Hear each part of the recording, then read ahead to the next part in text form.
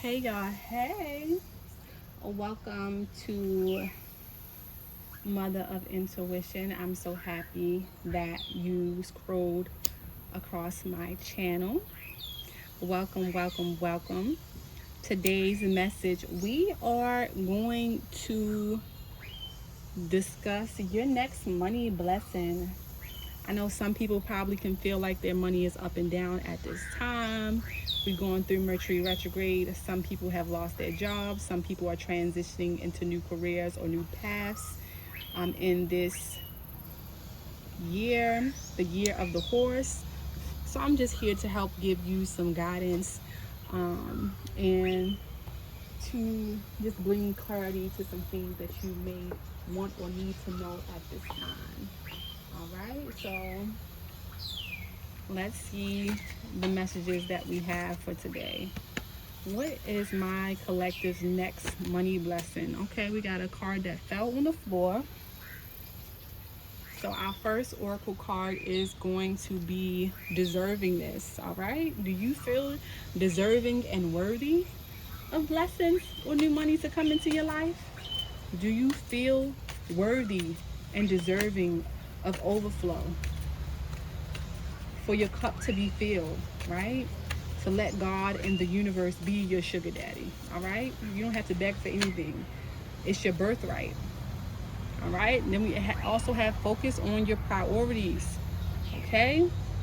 You can pray, you can ask, but when you're given the wisdom and when you're given the intuitive download to take certain action steps and to strategize, are you giving your goals and the things you know you need to do your priority?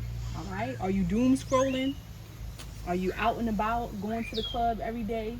Are you gossiping and lollygagging with people who ain't taking you further? What are you doing? All right, what are you doing in your spare time to help you get further to where you need to be? All right, and a lot of people say we ain't got no time and we tired, but we make time for the things that we want to make time for. All right, and that's where the honesty got to come in. That's where the honesty has to come in. All right, we got another card, clear debts.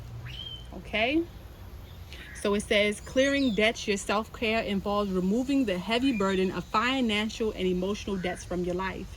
You'll already feel lighter and freer just by facing this topic and making it clear present obligations and avoid future ones as well.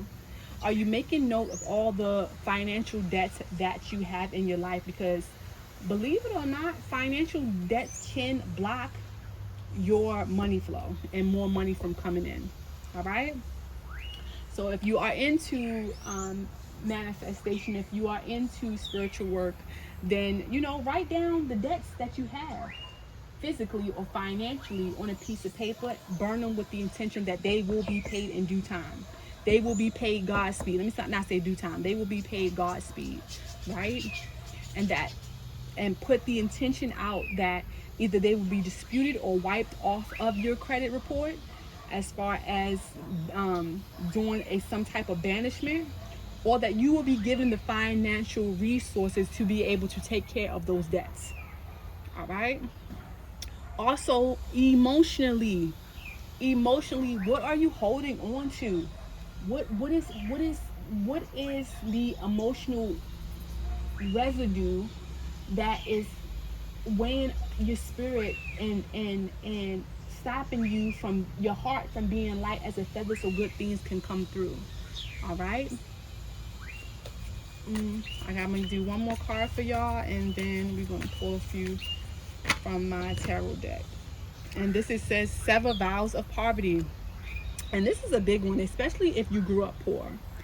If you grew up poor, you grew up with your parents struggling, or maybe you didn't. So I think it could go both ways.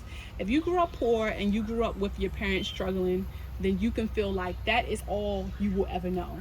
And it may be a fear of you not feeling deserving or worthy, right, of success, of financial prosperity, because of the way you grew up and not having. So you just feeling like you may want more, but when you get more, you spend it, and you're not doing the things that can double your money. You're just, it got to be out of your hands quickly because you feel like you're not deserving of it. or you're not strategizing ways that you can make more money and get out of poverty, because in your mind you have been conditioned and programmed that that is not something that you are supposed to be doing, or that is not something that you could possibly do. So you're not even challenging yourself to do what is outside of the norm for your blood or your bloodline or your family. And some people think it's safer to be poor, right? Because because they feel like, if I gain a certain amount of success or a certain amount of wealth, then I'm going to be hurt. People are going to try to harm me. People are going to try to take from me. People are going to try to treat me a certain way, right? So it's all these subconscious things that are blocking, can be blocking your next blessing, right? All right. So let's get deeper into um and at the end I'm going to actually give you something that you can speak or write out when it comes to several vows of poverty, that is actually in the book, that I think is really good to share. So let's get deeper into your next money blessing. So you know what you need to do to get to that money blessings. All right, we already went over that, but let's go into deeper about your next money blessing. All right, let's see, what is the message? What is my collective's next money blessing? What is my collective's next money blessing? Next money blessing. Okay. The Three of Cups and the Ace of Cups. So we have the Three of Cups and the Ace of Cups. Okay, we got the Empress. All right, we have the Empress. Do we have another card here? Let's see.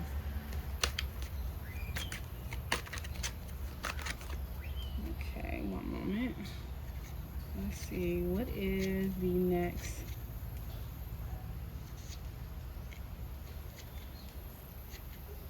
Already I'm hearing with the Empress, right, is to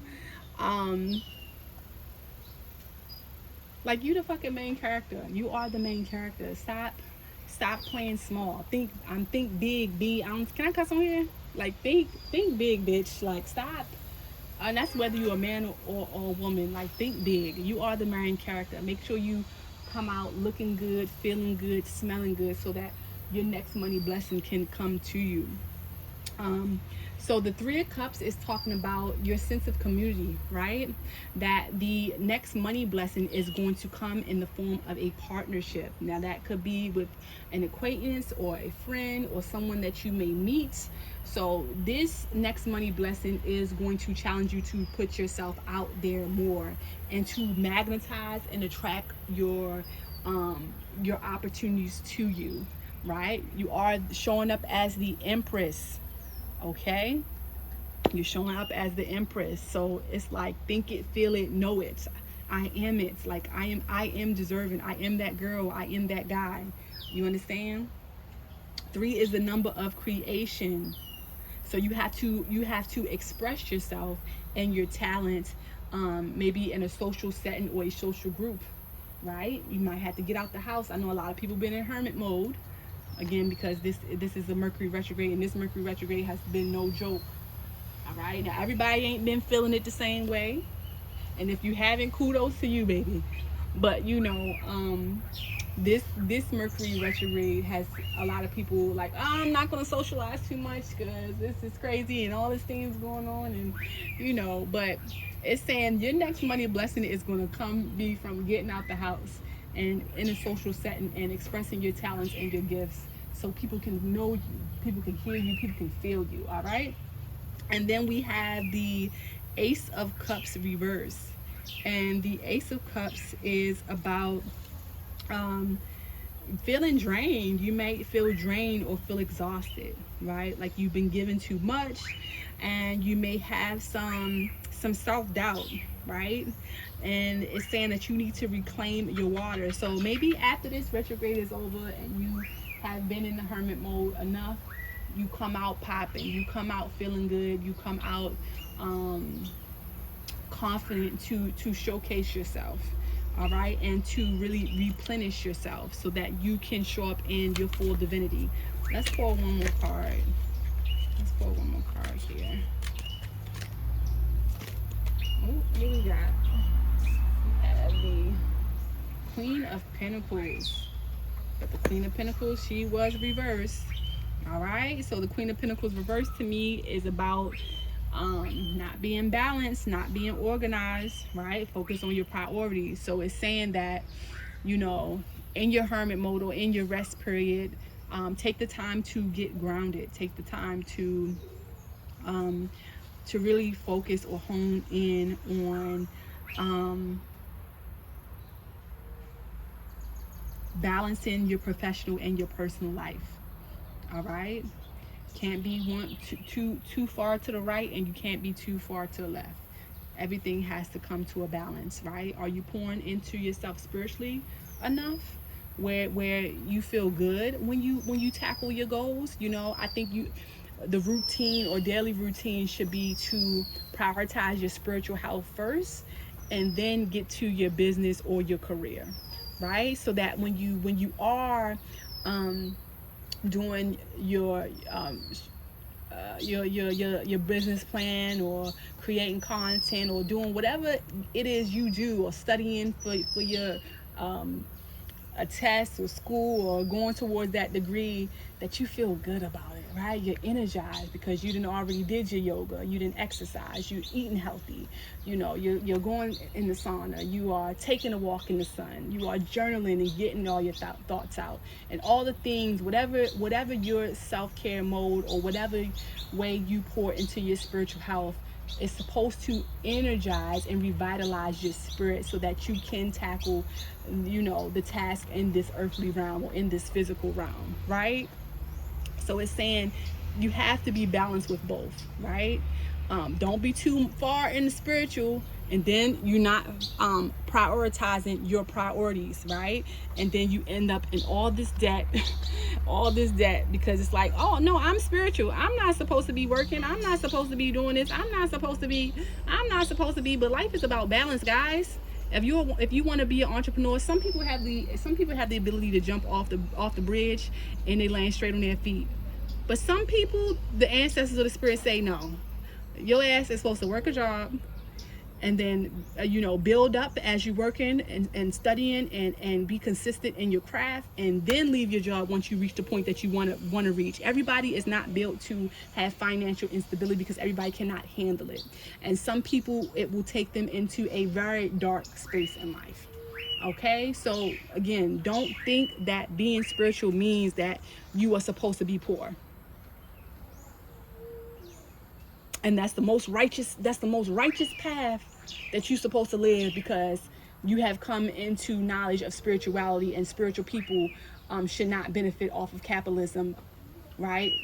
As a spiritual being, you wealth is your fucking birthright, and I'm gonna be the first to tell you, wealth is your birthright, and you deserve to have your cup overflowing as well. Yeah, we capitalism sucks, right? But before capitalism ever existed, wealth still was present in different forms, right? So you got to know it in your mind, in your body, and in your spirit. All right. So I hope that message resonate with y'all. I am going to read you the message from the Seven of Vows of Poverty, and just bear with me one moment. Here it is over here. Let's see, what does it say here?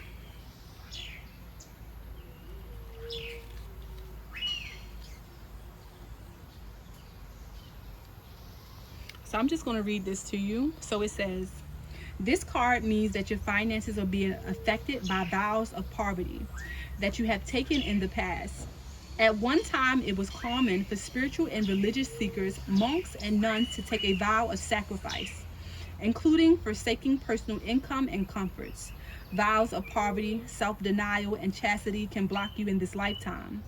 If you have chronically negative patterns with respect to your finances and relationships, it's helpful to release their hold over your life. This is nothing to fear, and anyone can do this. It's a matter of saying aloud or silently. Now, this is what I want you to say every day. I hereby sever and release any vows of poverty, self-denial, self-sacrifice, and chastity that I may have made in any lifetime, and I ask that all effects of those vows be forever undone in all directions of time for everyone involved. Your body may shudder as you release this pent up energy. And as soon as you do so, you should notice improvements in your abundance flow and relationships. You only need to sever these vows one time and their effects are lifted. All right. Don't forget to subscribe to my channel, to like, comment, and let me know if it resonated with you, if this message helped you. And share with a friend. I see you next time.